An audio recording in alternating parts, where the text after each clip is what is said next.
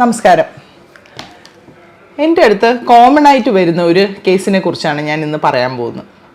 അതായത് യോനിയിൽ നിന്ന് ധാരാളം ഡിസ്ചാർജ് പോകുന്നു, ശരീരത്തിന് വളരെയധികം ക്ഷീണം ആൻഡ് വെയിറ്റ് കുറഞ്ഞു പോകുന്നു. എന്തായിരിക്കും ഈ രോഗം?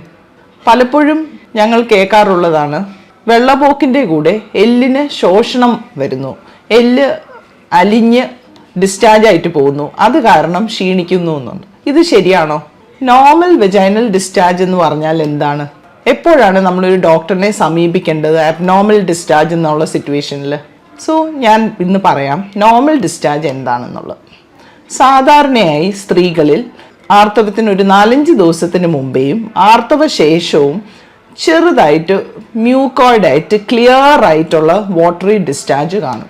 അതുപോലെ തന്നെ ആർത്തവത്തിൻ്റെ ആദ്യത്തെ ദിവസത്തിൽ നിന്ന് ഒരു 12 ദിവസത്തിന് ശേഷം ചെറിയതായിട്ട് ഒരു സ്റ്റിക്കി മ്യൂക്കോയിഡ് ഡിസ്ചാർജ് കാണും. അത് നോർമലാണ്. പിന്നെ അടുത്ത പീരിയഡ്സിന് മുമ്പേ, നെക്സ്റ്റ് ആർത്തവത്തിന് മുമ്പേ ഉള്ള ചെറിയ വെറ്റ്നസ്സും വാട്ടറി ഡിസ്ചാർജ്, ഇത് ഇത്രയും നോർമൽ ഡിസ്ചാർജാണ്. വെജൈനൽ ഏരിയ ഒരിക്കലും ഡ്രൈ ആയിട്ടിരിക്കില്ല. റീപ്രൊഡക്റ്റീവ് ഏജ് ഗ്രൂപ്പിലുള്ള പീരിയഡ്സ് സ്റ്റാർട്ട് ചെയ്ത ഒരാൾക്ക് ആർത്തവ വിരാമം വരെ ഒരിക്കലും ആ ഏരിയ ഡ്രൈ ആയിട്ടിരിക്കില്ല. So this is normal discharge. ഇനി നമുക്ക് എന്താണ് അബ്നോർമൽ ഡിസ്ചാർജ് എന്ന് നോക്കാം. അതായത് ആർത്തവ ശേഷം മിക്ക ദിവസവും ഈ വെറ്റ്നസ് ഉണ്ടാവുന്നു, തിക്കായിട്ടുള്ള വൈറ്റ് കേർഡി ഡിസ്ചാർജ് ഉണ്ടാവുന്നു, ബാഡ് സ്മെല്ലുള്ള മഞ്ഞ നിറവും പച്ച നിറത്തിലുള്ള ഡിസ്ചാർജ്, ലോട്ട് ഓഫ് ഇച്ചിങ്, ചൊറിച്ചിലുണ്ടാവുന്നു, യൂറിൻ പാസ് ചെയ്യുമ്പോൾ ബുദ്ധിമുട്ട്, ബന്ധപ്പെട്ടതിന് ശേഷം നീറ്റലും ചൊറിച്ചിലും, ഇതൊക്കെല്ലാമാണ് അബ്നോർമൽ ഡിസ്ചാർജ്. ഇങ്ങനെ ഏതെങ്കിലും ഒരു രോഗലക്ഷണം ഉണ്ടെങ്കിൽ ഡോക്ടറിനെ സമീപിക്കേണ്ട ആവശ്യം. എപ്പോഴാണ് ഡിസ്ചാർജ് കൂടുന്നത്? ഒരു ആർത്തവ ശേഷം സാനിറ്ററി പാഡ്സ് ഉപയോഗിക്കുന്നതുകൊണ്ടോ അവിടെ ക്ലോത്ത് പാഡ് ഉപയോഗിക്കുമ്പോഴോ എപ്പോഴും ഒരു ഇൻഫെക്ഷൻ വരാൻ സാധ്യത കൂടുന്നത് നോർമൽ ആർത്തവത്തിന് ശേഷമാണ്, ഓർ കോണ്ടാക്ട് ചെയ്തതിന് ബന്ധപ്പെട്ടതിന് ശേഷമാണ് ഈ ഡിസ്ചാർജ് കൂടുതലായിട്ടും കാണുന്നത്. ഇങ്ങനെ അബ്നോർമൽ ഡിസ്ചാർജ്, ഈ പറയുന്ന ലക്ഷണങ്ങൾ എന്തെങ്കിലും ഉണ്ടെങ്കിൽ ഡോക്ടറിനെ സമീപിക്കണം. പിന്നെ ഞാൻ തുടക്കത്തിൽ പറഞ്ഞ പോലെ എല്ലിന് ശോഷണം. സോ ഈ വെള്ളപ്പോക്ക് എന്നാൽ നമ്മുടെ എല്ലുകളിന് ശോഷണം ഉണ്ടായി അത് ഡിസ്ചാർജ് ആയിട്ട് വരുന്നതാണോ യാഥാർത്ഥ്യം? ഒരിക്കലുമല്ല. ഈ ഡിസ്ചാർജ് എവിടെ നിന്നാണ് വരുന്നത്? യൂട്രസിൻ്റെ ഉള്ളിലത്തെ ലൈനിങ്ങിൽ നിന്നും യോനിയുടെ ഭിത്തികളിൽ നിന്നും അവിടെ ഉണ്ടാവുന്ന ഗ്രന്ഥികൾ, നോർമൽ ആയിട്ടുള്ള ഗ്ലാൻസിൽ നിന്ന് വരുന്ന ഡിസ്ചാർജാണ് വെള്ളപ്പോക്ക് എന്ന് പറയുന്നത്. അതുപോലെ തന്നെ ഈ ഡിസ്ചാർജിൻ്റെ കൂടെ ദുർഗന്ധം, നിറവ്യത്യാസം, വളരെയധികം കട്ടിയായിട്ടുള്ള ഡിസ്ചാർജ് പോവുകയാണ്, ഇറിറ്റേഷൻ, മൂത്രമൊഴിക്കുമ്പോൾ വേദന, ഇങ്ങനെയുണ്ടെങ്കിൽ അത് അബ്നോർമൽ ഡിസ്ചാർജാണ്. അപ്പോൾ ഡോക്ടറിനെ സമീപിക്കും. എത്രയും പെട്ടെന്ന് അത് ട്രീറ്റ് ചെയ്യേണ്ട ആവശ്യമുണ്ട്.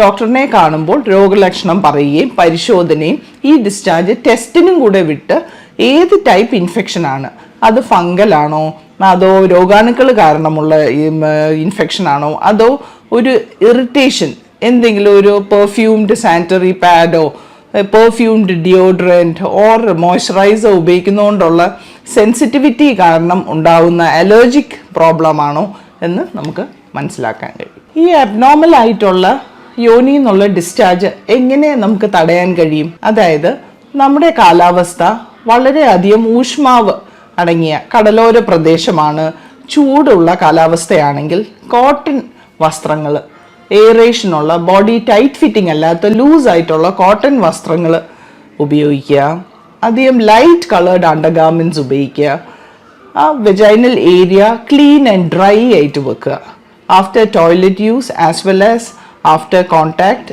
And during periods. ഒരു 6 hours കൂടുമ്പം സാനിറ്ററി പാഡ്സ് മാറ്റുക. മെൻസ്ട്രൽ കപ്പ് ആണെങ്കിൽ 12 hours കൂടുമ്പോഴെങ്കിലും കപ്പ് എംപ്റ്റി ചെയ്യുക. And that vaginal perennial vulval area keep it clean and dry. ധാരാളം വെള്ളം ഉപയോഗിക്കുക. പീരിയഡ്സിൻ്റെ സമയം അവോയ്ഡ് ഓയിലി, സ്റ്റാർച്ചി, സ്പൈസി ആയിട്ടുള്ള food. Rather consume lot of water content ഉള്ള vegetables and fruits and easily digestible food. അപ്പോൾ നമുക്കിങ്ങനത്തെ ഡിസ്ചാർജും avoid ചെയ്യാനും പറ്റും, അതേപോലെ ഗുഡ് മെൻസ്ട്രൽ ഹൈജീൻ മെയിൻറ്റെയിൻ ചെയ്യാനും പറ്റും. ഒരു കാര്യം കൂടെ പറഞ്ഞോട്ടെ, ധാരാളം കേസസ് കാണാറുണ്ട്. പേഷ്യൻസ് വരുമ്പോൾ തന്നെ അവർ സ്വയം ഒരു ഓയിൻമെൻറ്റ് ഉപയോഗിച്ചുകൊണ്ടിരിക്കുകയാണ്.